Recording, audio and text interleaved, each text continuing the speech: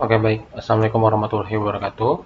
Kembali lagi dengan saya Ahmad Fatailah dengan NPN 210665371. Jadi pada kali ini adalah tutorial terakhir, yakni adalah mengenai payroll di Odoo. Baik, kita langsung saja mulai ke langkah-langkahnya. Jadi pertama kita buat duplikasi.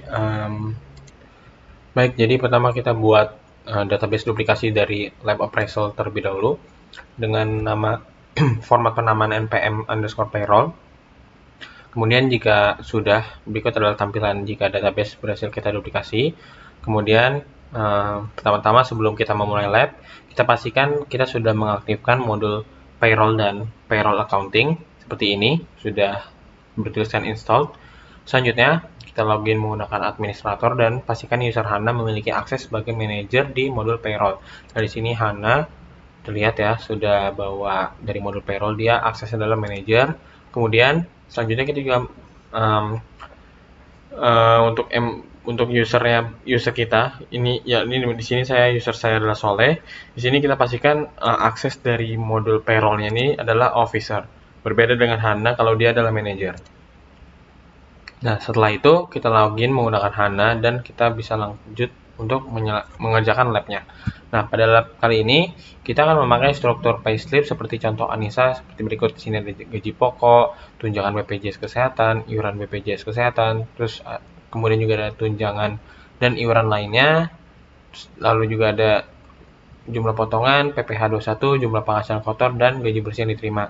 Nah, sebagai garis besar, urutan untuk membuat payslip seperti gambar di atas itu dapat dilakukan dengan tahapan berikut. Yang pertama ini kita membuat pertama adalah salary role categories terlebih dahulu, kemudian adalah salary roles, terus selanjutnya kita membuat salary role structure, terus bagian kontrak, dan terakhir di pembuatan payslip. Nah, seperti urutan tersebut, pertama kita membuat salary role kategoris terlebih dahulu. Nah, di sini pertama-tama kita buat salary role kategoris terlebih dahulu melalui modul payroll. Kemudian caranya adalah kita buka configuration dari modul payroll, kemudian bagian salary role kategoris. Terus setelah kita berhasil membuka halaman tersebut, abaikan kategoris default yang sudah ada sebelumnya dan tambahkan kategoris baru sesuai dengan tabel di bawah ini, dan abaikan variabel parent. Di sini kalau dilihat sebentar.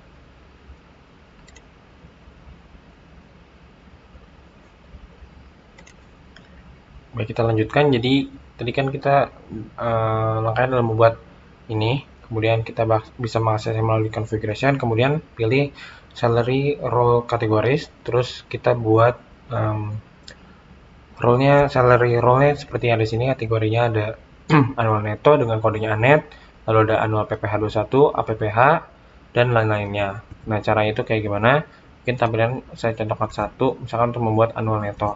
Nah, di sini kan annual netto sudah ada. Jadi tadi cara membuat annual netto di sini adalah kita di sini pergi configuration, terus pilih yang ini, kemudian pilih new, dan masukkan namanya adalah misalkan annual netto tadi.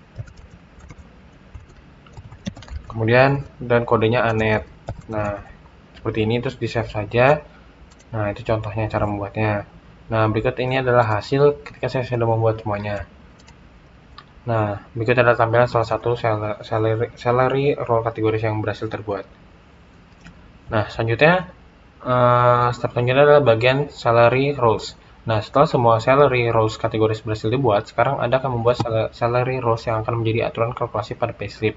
Caranya bagaimana? Kita akses salary roles pada navbar configuration pada payroll. Di sini terlihat ya ada salary roles. Terus selanjutnya kita membuat salary roles dengan sesuai pada ketentuan, dan berikut adalah hasilnya. Nah, di sini ada kira-kira ada sebanyak 19. Contohnya ada annual PPh 21 dengan kode APPH. Nah, bisa dilihat di bawah ini adalah detail dari salah satu salary roles yang berhasil terbuat. Nah, di sini ada nama, kategorinya apa, terus kemudian ada kodenya, dan juga ada computationnya Python code ataupun bisa fixed amount. Jadi di sini bisa di set ada berapa jumlah ininya, misalkan tunjangan BPJS Kesehatan, mungkin yang lain, mungkin gaji pokok. Nah, kan bentar, saya lupa. Itu contohnya ada di bagian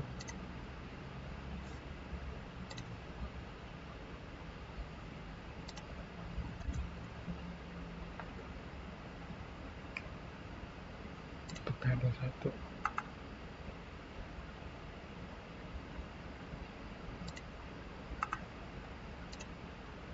Nah, ini contohnya adalah fixed amount, jadi bisa langsung masukkan nominal saja. Nah, selanjutnya kita pergi ke net salary pada salary roles dan sesuaikan dengan gambar di bawah ini. Terus kita juga perlu menyesuaikan debit account dan credit account pada net salary. Nah, hal ini digunakan untuk bertujuan untuk melakukan definisi yang jelas antara akun debit dan kredit untuk gaji bersih karyawan. Nah, untuk debit account dapat dibuat sebagai berikut apabila belum terdapat account. Lakukan hal sama juga untuk credit account seperti pada debit account sebelumnya. Nah, berikut adalah hasil yang saya miliki. Net salary di sini adalah kategorinya net, kemudian kode net, terus sequence 200 dan debit account-nya seperti ini dan credit account-nya seperti ini. Nah, di sini debit account-nya belum ada, jadi dibuat seperti ini. Terus dengan type-nya current assets. Terus credit account-nya sudah ada, jadi tinggal dipilih saja untuk yang bank. Terus selanjutnya langkah selanjutnya adalah ke bagian salary structure. Nah, sekarang kita akan membuat salary structure berdasarkan semua field yang telah kita tambahkan di salary role sebelumnya. Nah, kita buatlah salary structure baru dengan ketentuan sebagai berikut. Jadi di sini configuration, terus ada salary structure, terus tinggal dibuat new saja. Terus dari namanya kita masukkan salary PT kita dengan reference SS01. Kemudian pada halaman yang sama tambahkan seluruh salary roles yang telah dibuat sebelumnya. Di sini tinggal di select semuanya aja, misalkan sini ada outline, terus bisa dipilih semuanya, dan jika mau masuk semuanya tinggal dipilih select, kemudian dia akan langsung masuk. Kita coba contohkan saja. Nah, langsung masuk ke dalam fieldnya ya. Nah, berikut adalah tampilan apabila salary structure setelah berhasil dibuat dengan menambahkan seluruh field kecuali default yang telah dibuat. Nah, selanjutnya adalah ke bagian kontrak. Pada bagian kontrak sini kita akan membuat kontrak pada employee sebagai kebutuhan field yang ada pada payslip. Nah, untuk dapat mengakses kontrak Anda dapat mengklik kontrak pada modul employees yang terdapat pada navbar employees. Contohnya di sini kita lihat ada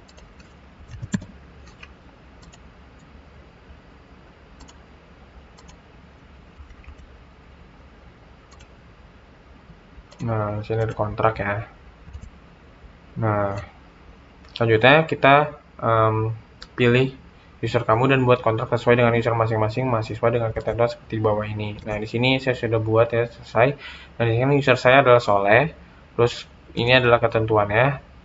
Jadi isian dari kontrak Soleh itu kalau bisa disesuaikan dengan ketentuan seperti di gambar yang ini.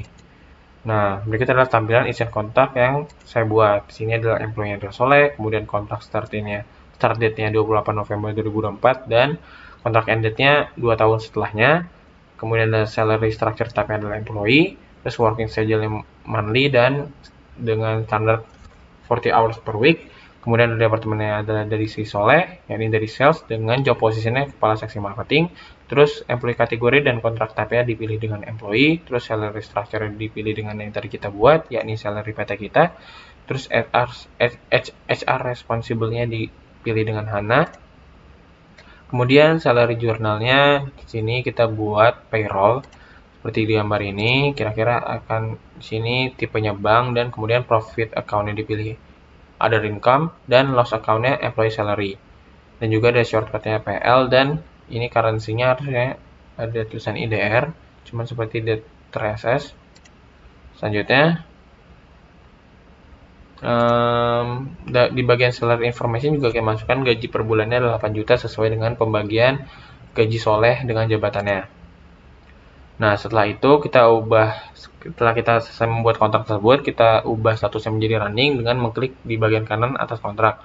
Nah, berikut adalah tampilan ketika status kontrak kita telah berubah menjadi running. Di sini ada bagian running, terus terlihat ya kalau kontrak Soleh sudah berjalan dengan statusnya adalah running. Nah, selanjutnya kita masuk ke bagian terakhir, yakni adalah pembuatan payslip. Nah, Jadi di bagian utama dari lab kali ini adalah pembuatan payslip atau slip gaji employee. Nah, untuk membuat payslip, kita dapat masuk ke modul payroll, kemudian pilih employee payslips, kemudian new dan pilih employee masing-masing. Nah, ketika employee dipilih, maka beberapa field akan langsung terisi otomatis seperti gambar di bawah ini. Nah, di sini kan ini contoh dari soalnya adalah employee-nya adalah Anissa dan kemudian field lainnya akan otomatis terisi. Nah, namun sudah sampai sejauh ini, saya baru menemui kendala yakni ketika saya memilih employee bagian saya yakni Soleh, muncul pesan error seperti berikut. Nah, di sini contohnya ya, ada pesan errornya. Kemudian saya juga sudah mencoba berbagai hal untuk dan juga debugging untuk solving dari blocker yang saya miliki ini. Seperti saya mencoba untuk merubah rule definition yang terdapat pada menu settings, technical, kemudian security dan bagian record rules. Nah, dari adanya blocker ini sehingga saya tidak bisa melanjutkan untuk menyelesaikan proses terakhir yakni untuk pembuatan payslip. Ini saya contohkan payrollnya. Harusnya jika tidak ada masalah, maka jika saya memilih Soleh, sini dia akan langsung field bagian lainnya akan langsung terisi secara otomatis. Nah, tapi di sini saya memiliki error dan saya sudah mencoba mengusahakan untuk bagaimana solvingnya dan saya juga sudah melakukan pengerjaan ulang dari awal dengan cara dari duplikasi database terlebih dahulu dan juga setelah itu melanjutkan step-step dari awal, tapi juga di akhirnya juga menemukan error yang seperti ini kembali. Nah, mungkin sekian yang dapat saya sampaikan dari lab kali ini. Semoga untuk kalian yang mencoba tutorial ini, semoga kalian tidak menemukan error yang serupa dengan yang saya alami. Kurang lebih mohon maaf. Terima kasih atas perhatiannya. Wassalamualaikum warahmatullahi wabarakatuh.